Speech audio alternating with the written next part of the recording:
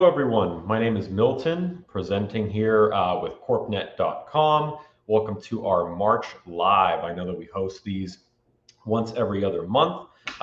Happy to have you all join us, or if you're watching on a rebroadcast, happy to meet you, happy to see you, happy that you're taking in our content. And yeah, we have a good presentation and reminder for you guys today. We're going to be talking a little bit about S corporations, the S corporation deadline for this year, and things like that. So I have a whole slideshow and presentation that we will walk through together. As we're approaching the springtime, it always reminds me of two things. There's the S corporation election deadline. There's also the tax deadline of April 15th, personally, but it's also for all of us that have to deal with daylight savings.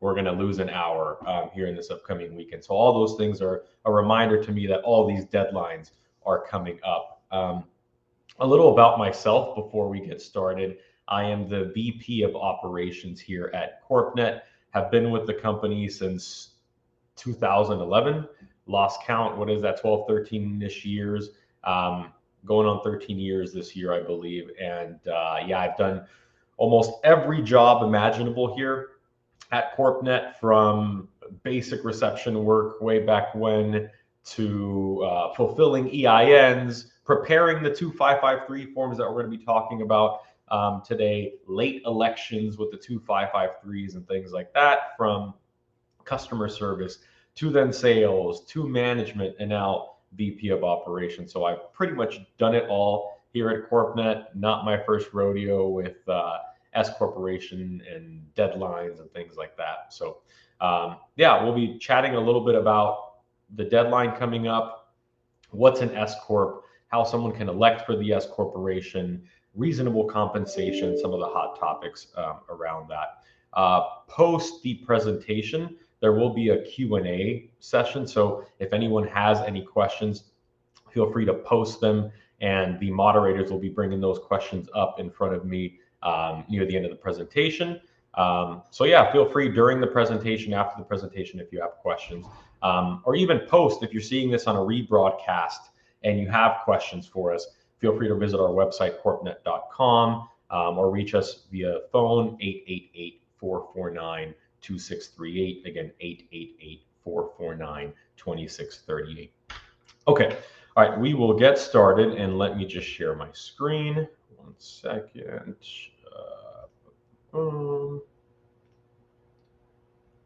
Apologize for the lag here. We should be there now. Okay. So S corporation election considerations. We're going to be talking about what is an S corp first, right?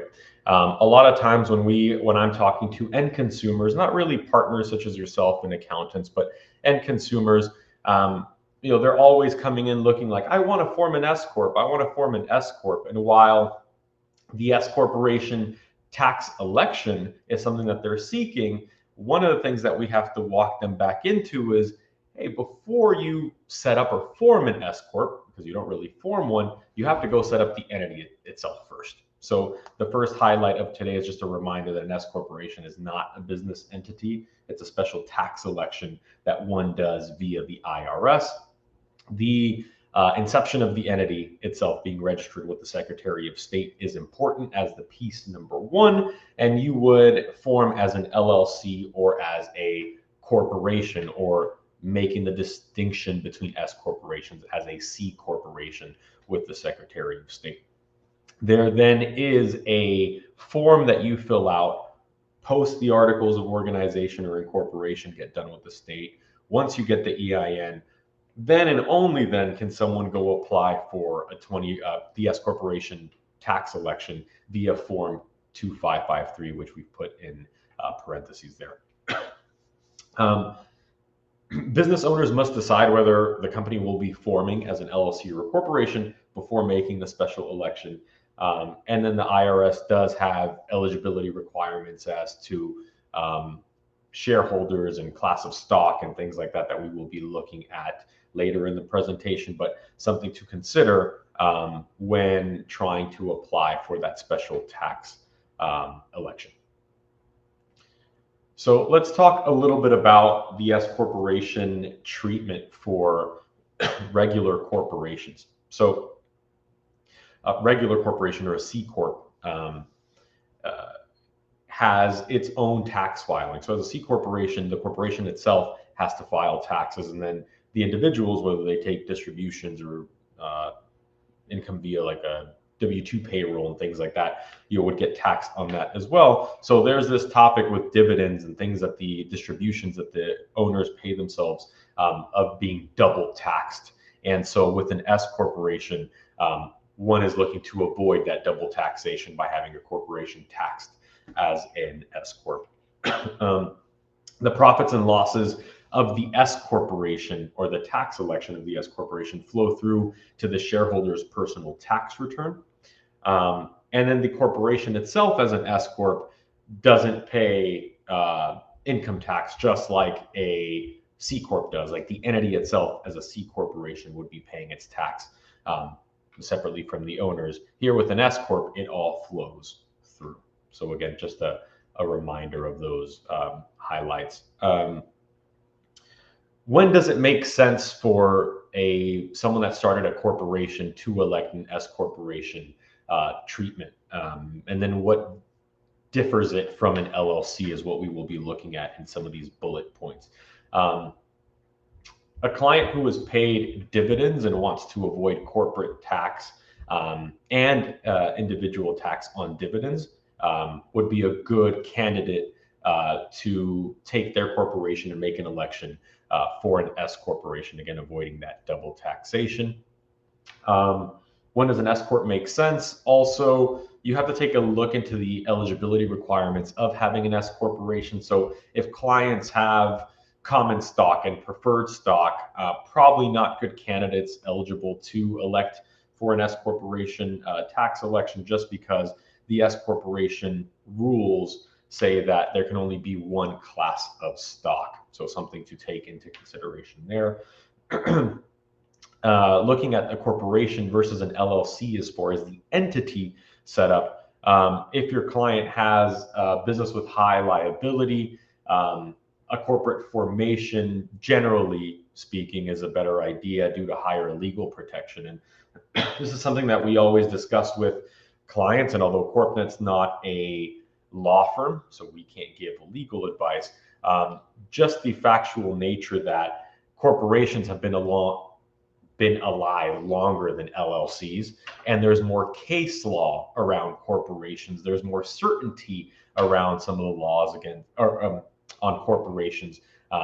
Typically, they're viewed in the legal framework as having higher, liability protection. Although both LLCs and corporations do have a corporate shield, for lack of a better term, but the case law that's out there for corporations is just bigger. We know how timing in the law field works and how long things tend to take. So just by the mere fact that a corporation and corporations have been around longer than LLCs, there's just more case law out there. Last point that we have on this slide is a corporation with S corporation election benefits. Small businesses where the shareholders who want greater liability protection by having that C Corp standing, a corporation standing, but also being treated as a smaller based business for tax purposes, where the individual shareholders can be put on payroll and take a reasonable salary and don't want to be taxed twice, right? So why would someone with a corporation elect to be taxed as an S Corp? Again, would be someone that wants the liability protection and all that case law that's out there for corporations, while also being taxed as a smaller based business. Now let's talk a little bit about what that means for LLCs. So why an LLC or someone that owns an LLC elect to be taxed as an S corporation? So the LLC, sorry, I just got a message that the slides aren't moving here. Let me try stopping to share my screen and try this another way. Give me 1 second. Let me end slideshow. let me just show you the presentation outside of presentation view. Hopefully you all are able to see that, and I will just backtrack a little just to show you some of the slides that are in here. Again, we can share this with all of you, and apologies for the technical difficulties here on our end. I was in presenter view. And so again, we talked about what is an S corporation. It's a election, not a business entity, right? We talked through that. So you guys will have that in this slide.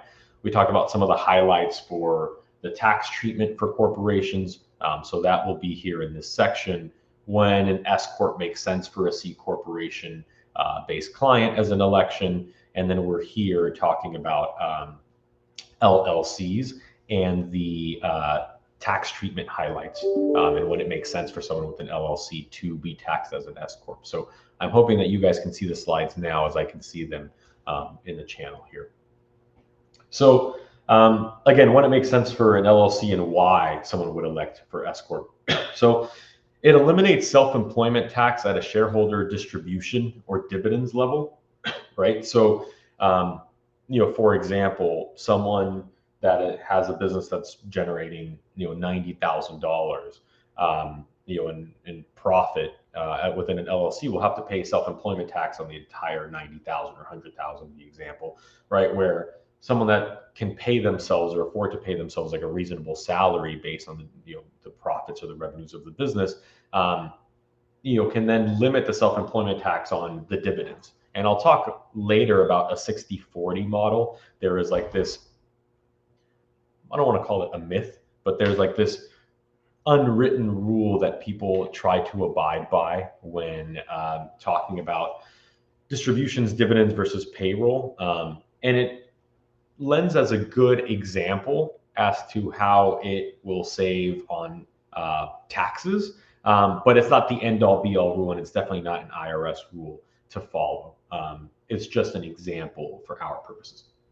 The salary or the compensation that the owner is taking in from the corporation has to be reasonable. Otherwise, it raises red flags with the IRS. And then with an LLC versus a corporation, there's more flexibility and less compliance, right? So it is like a smaller based business entity type. There's a little less compliance. There's no annual meeting minutes that you have to do, much like with the corporation. So just less formalities with an LLC geared towards smaller based businesses, again, that can then put themselves on, shareholders can put themselves on payroll and try to eliminate some of that self-employment tax that gets paid on their income. So does an S corporation election make sense for your client's LLC? Again, if your client is looking to avoid formalities of a C corporation, annual meeting minutes, things like that, they're a smaller based business. They're not a business that's looking to go public, right? Starting as an LLC is typically what we see with like smaller based businesses, and then they elect S corporation status rather than going straight for a corporation with the S corporation tax election. An LLC owner that elects to file as an S corporation would pay themselves a reasonable salary, then set up dividends or distributions, limiting self-employment tax. Talked about that on the previous slide. And that can be really appealing to many clients. And so I've had a lot of conversations with our partners. And like I mentioned early on in the presentation, I spent a good amount of my time here in sales. So I was an account manager for a lot of our partners that were very, very early on members of our partner program. And we always had these conversations like, when does it make sense? When does it make sense, especially for smaller based businesses like an LLC, to make that jump to be taxed as an S corporation, right? And so from a tax perspective, I always heard two answers. It was when the self-employment tax exceeds the cost of filing as an S corp is a logical one. But the other one is when a company starts making enough to where the shareholder or the shareholders can pay themselves a reasonable salary plus dividends, where it makes sense to take advantage of the eliminating self-employment tax on dividends. So for example, you have to pay yourself some reasonable compensation, and we'll talk about it later in the presentation.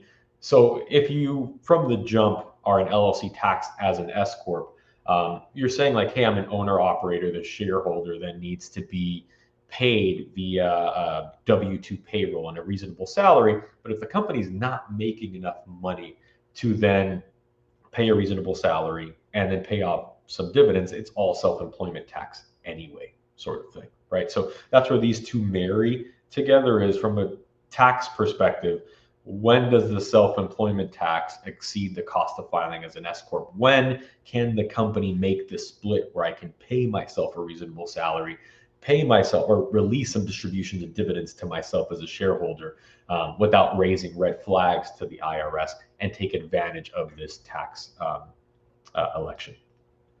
One other thing that we just always like to throw in our slides when making decisions between forming a corporation or LLC, because again, these are the two inception points where a company then gets to elect S corporation status, is just some of the requirements that you have. And you see initial filing requirements all vary by states, right? You're forming the LLC and the corporation at the Secretary of State level. If they have an initial report filing that you have to file, like California does, this is something that you will have to do regardless of it being a C Corp or an LLC. That's just state specific.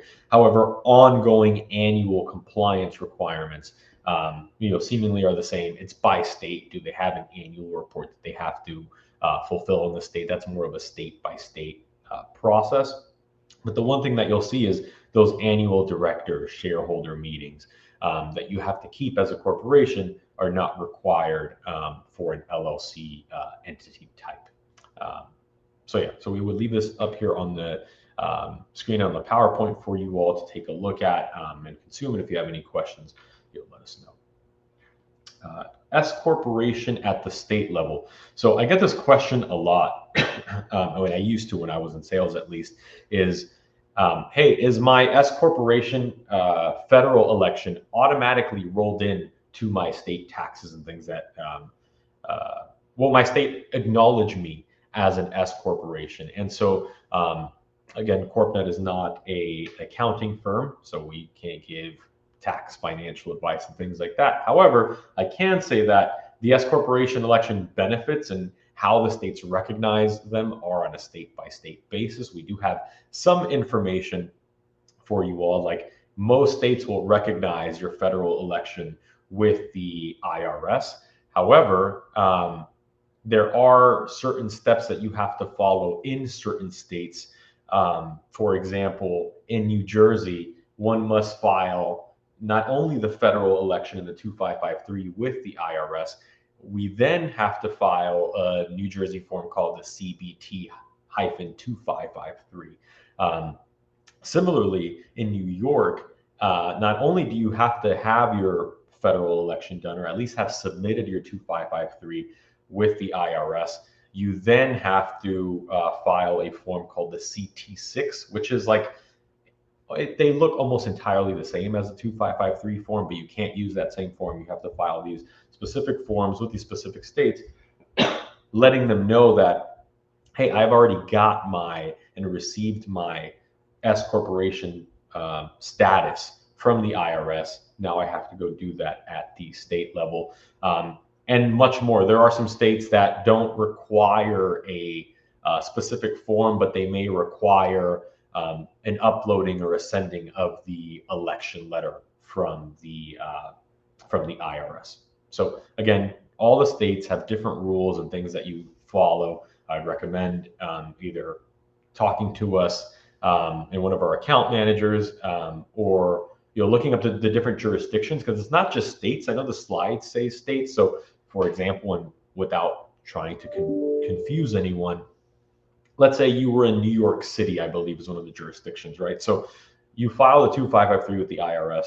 You can file the CT6 with the state of New York. However, the city of New York as a jurisdiction, I believe that still holds true, doesn't really recognize S Corps as S Corps for their own city tax purposes. You just get taxed as a regular corporation. Now, what implication that has, how much more are you paying in the state of New York, I can't really answer. It's something that you'd have to work with an accountant, CPA, to kind of look into, the tax law, what happens within that state. But just to give you an example of, even if you do something at the federal level, even if you do something at the state level, it's important to also go look at local jurisdictions before making, any decisions like that.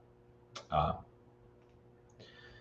to become an S Corp, and really we're going to be talking about like eligibility of who can elect S Corporation status, right? So as we mentioned earlier in the slides, there must be a domestic corporation or LLC that's initially set up. But then there are restrictions around who can be a shareholder within an S Corp. So again, in deciding whether you can even apply to, or your client can apply to get the tax election of an S Corporation, you have to make sure that they check off all the boxes. So for example, all of the individuals within the company, whether it be an LLC or corporation, must be residents or citizens of the US in order to be able to get S Corporation status. And so if your client automatically is not a citizen or a resident at the time of applying for the S Corporation election, it's unlikely that they will receive that S Corporation election status and may have to just abide by regular LLC or corporation-based tax setups, right? The S Corporation also can't have more than 100 shareholders. So if this is a company that's looking to go public, immediately, then you really can't be limited to 100 shareholders, really can't be, an S Corporation. So that's something to consider, is how much shareholder distribution as far as shares are concerned. How many shareholders is this corporation looking to distribute? Are they receiving their funding from venture capitalists? Is it happening through shares, right? And if it's happening through shares and shareholders, again, probably not a good idea to go to the S Corp route if they're foreseeing having rounds and rounds and rounds of share distribution. So again, something to consider there as well. Another restriction of the S Corporation, it can only have one class of stock. So for, again, corporations and C Corps in particular, where there can be common and preferred and Class A and Type B classes of stock that folks can set up within their organization, that's all limited within the S Corporation atmosphere. So again, something to consider when you have a corporation that goes, hey, I'd like to receive the S Corporation tax benefits, right? And not be taxed twice. However, they have to be able to check all these boxes for it to make sense. And then how does one receive the tax election? Is by submitting Form 2553 with the IRS, and there's different deadlines. So if you have an existing, or if your client has an existing LLC or a corporation now, and they want to change the way that they are being taxed and want to be taxed as an S Corp, there is a deadline of 3/15 every year. And so this year would be 3/15 or March 15th, 2024, that you would have to submit this 2553 by to the IRS to get that special tax election for 2024. A little more on the deadlines. In order for it to be effective 2024, you must submit and meet the deadlines and do everything before March 15th, as I mentioned. Otherwise, if you miss the deadline and you submit the form, it's possible that the IRS will not give you the tax benefit for 2024.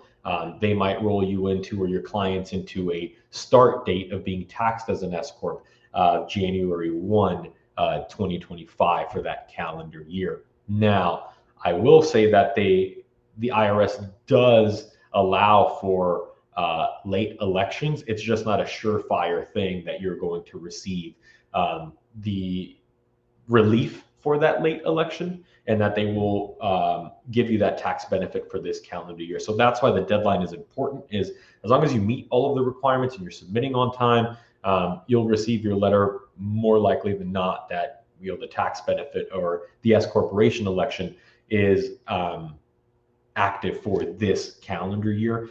If you don't meet the deadline, there is no assurance but you can submit part of the 2553 form, I believe, if I'm not mistaken, my memory serves me right. It's like section E in there, and CorpNet can help with late elections as well. But to submit something to the IRS going, hey, I missed the deadline because of XYZ, and then it's subject to IRS and really whoever is reviewing the application to either grant relief to late election or not. So again, very important to remember if you have clients that want to be taxed as an S Corp, I've been talking about it. There is a deadline for March 15th to do that. For newly formed LLCs and corporations, they have a 75-day window. So there's some parallel to January 1st and 75 days later, right, is typically March 15th. That same parallel works for newly formed LLCs, newly formed corporations. So for example, you have a new LLC or corporation that gets formed today, it's 75 days from now that they have to file that election. So they won't have to worry about submitting it by 3/15 if you file this year, but anyone that's filed with a filing or effective date from the Secretary of State prior to this year would need to abide by the March 15th date.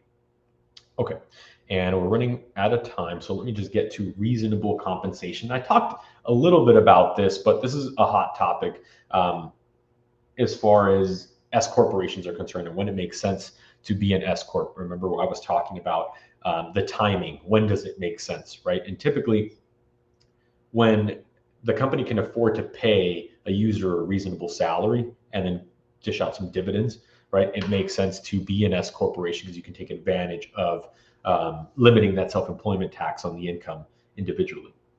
Now, an S corporation shareholder who does substantial work for the S Corp is considered an employee of the corporation and must take a reasonable salary from the corporation on payroll. The business must put the shareholder on payroll and compensate the shareholder through a reasonable salary. An S corporation's profits are taxable at the shareholder level. Distributions and dividends of these profits can be made to the shareholders based on these profits. Now let's talk about how do clients pay themselves, right? So a lot of times S corporation owners can run into trouble once they meet that threshold and it makes sense for them to be an S Corp to try to limit the self-employment tax and say, okay, I'm going to pay myself $10,000 and then distribute, $100,000 to myself in dividends, right? The IRS hasn't set up this program or this tax election to be taken advantage of that way. So when they are looking at and auditing for reasonable compensation, what they're looking for is that the shareholder has gone to market to see, well, what is the worth of what I'm putting into the business as far as my time and activities to pay myself a reasonable salary. So giving you the most basic example, if I do the accounting and also do the cleaning of the office, and I also do all the paperwork, and I also do the sales and the customer service, all of that is an allotment of your time and a percentage of your time. So one of the things that I've seen in crazy calculators that I've seen out there is like, I spend 10% of my time doing this, 20% doing this, 30% doing this at a certain hourly rate when I've gone to market through Glassdoor, the Bureau of Labor Statistics for the different positions, and come up with the salary where if the IRS ever audits, hey, why are you paying yourself the salary that you are, that there's a paper trail and you've gone through the process and you can present to the IRS why you're paying yourself that salary. And then it becomes easier as you hire more and more employees and the work that one does within the business. Like let's say, hey, I'm only doing CFO work now, right? So you're able to go to market, go to the Bureau of Labor Statistics, Glassdoor, Indeed, and go find like, hey, where I live, doing this type of work for the amount of time that I do with my experience and my time at the company, a reasonable salary would be something around X. And so having a paper trail like that will show the IRS, like I did my due diligence to find a reasonable salary to pay myself while also distributing dividends and taking advantage of the tax benefit of being an S corporation is something that we truly recommend, is keeping a paper trail of how you come up with that reasonable compensation. Again, because there is no calculator with the IRS. there is no rule. Like I know I talked about this myth or this golden unwritten rule of the 60/40. And again, the 60/40 rule is a good rule for example purposes, right? So let's say a business is just starting out, finally is making $100,000 in profit. And then you can say like, hey, well, how can I give myself and pay myself a reasonable salary, $60,000 for a year as compensation and $40,000 as a distribution. And again, when trying to explain how you can take advantage of these benefits and the tax benefits, people typically go to the calculators that are showing a 60/40. But again, that's not the IRS rule. The IRS rule is looking for like, well, what are you doing? Where are you doing it? How long have you been doing it? What's the experience?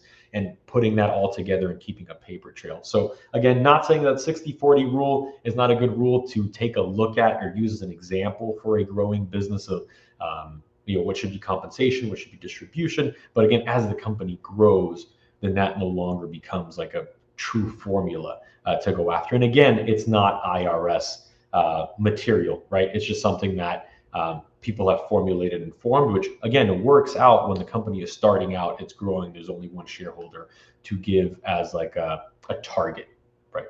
So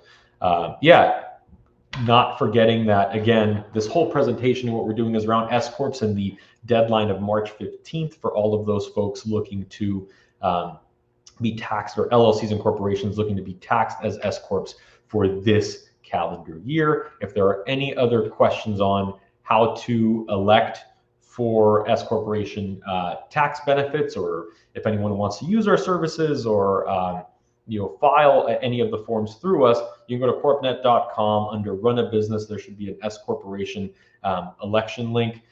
Calling our offices, calling your account manager, again, going to corpnet.com, and our phone number is 888-449-2638. And again, if you work with your account manager, you can email them or call them. I know we're at time, but I will open it up to see if anyone has any questions for us. Again, as a reminder, CorpNet's not a law firm. We're not an accounting firm. So if there are any questions that are too distinct for the presentation, and again, we generally speaking don't answer those questions, even if you gave us a call, there could be more guidance and more conversations that we have, one-on-one call versus to the masses, because I don't want to take any of the answers that I'm giving to a specific scenario as like holistic truth, right? So just wanted to say that before we get into any questions. I'm seeing one on my screen here. When do I need to get info submitted to CorpNet to file an S Corporation election for a client in order to meet that March 15th deadline? Very, very good question. So we have an order form that's designated to collect all the information that we need to submit that. Again, what CorpNet will do as a service is we will prepare the 2553, get it back to the client to sign and submit with some instructions to the IRS. So typically and generally speaking, we would love to get these orders in like ASAP. To give you like a final date, usually I would say, what is the 15th is on the Friday, latest the 12th, 13th, which would be like a week from now from this presentation, to be safe. Because again, not only do we have to have time to prepare the document, send it back to your client, or through you if you're using the white label service, but the client then has to sign, submit to the IRS, and it has to be done by that date, or at least postmarked by that date. Doing it that day of, we can try to work some magic. You can call your account manager and super rush things in our office, but again, we can't guarantee it until that form is prepared, given back to your client, they sign it, they submit it. So I would recommend at the latest the 13th, which is a week from now. Very, very good question. Let me see the next question that I have here. Are there certain benchmarks that my clients should meet in order to move forward with an S Corporation election? Yeah, the things that we talked about in our presentation today, which are, do they meet all the eligibility requirements? One, are they citizens? Are they residents? Are they only looking to be, can they be constrained to only one class of stock? Are they not looking to go public and have more than 100 shareholders, right? So not only meeting that and walking through that criteria, as then you as an accountant making it make sense for them to say, hey, does it make sense for them where they're at, what they're earning, or the projection is to take advantage of this, or will they be paying self-employment tax anyway, stick as an LLC, maybe we do this next year sort of thing. So that's a conversation outside of just the eligibility of when does it make sense for them, as we talked about in this presentation, which again is when can they pay themselves a reasonable salary and take some dividends and some distributions on the side, and when that makes sense timing wise. So all of that is part of a checklist in order to make that decision. Let's see. I have one more and then we will probably wrap up because we are at time.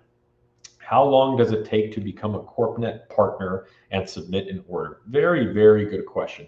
So speaking of our partner program, which some of you are already a part of, we have an application on our webpage, corpnet.com/partners. There will be an application there to become a partner and receive some of the partner benefits that we have. But applying to be a partner takes about a minute on the site. We will get that application. One of our onboarding specialists will give you a call, set up some onboarding calls with you, which shouldn't take more than 20 minutes to get you all set up, create an account for you, providing you with everything that you need to either resell or refer clients over to us and get some benefit from it.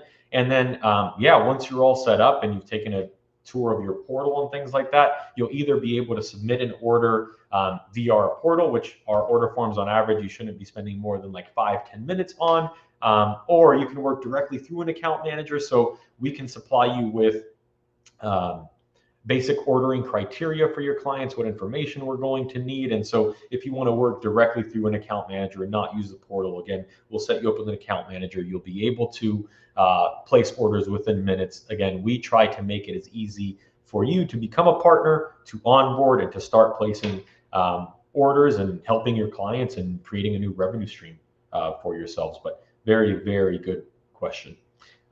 I believe that's all the time that we have for today. I appreciate you all joining me today. And if, again, you're rebroadcasting, I'm hoping you're finding the material relevant to you and insightful. We do have our next live on Wednesday, May 8th. Again, we do them every other month at 11 a.m. with one of our team leads in our sales department, Amanda Barron.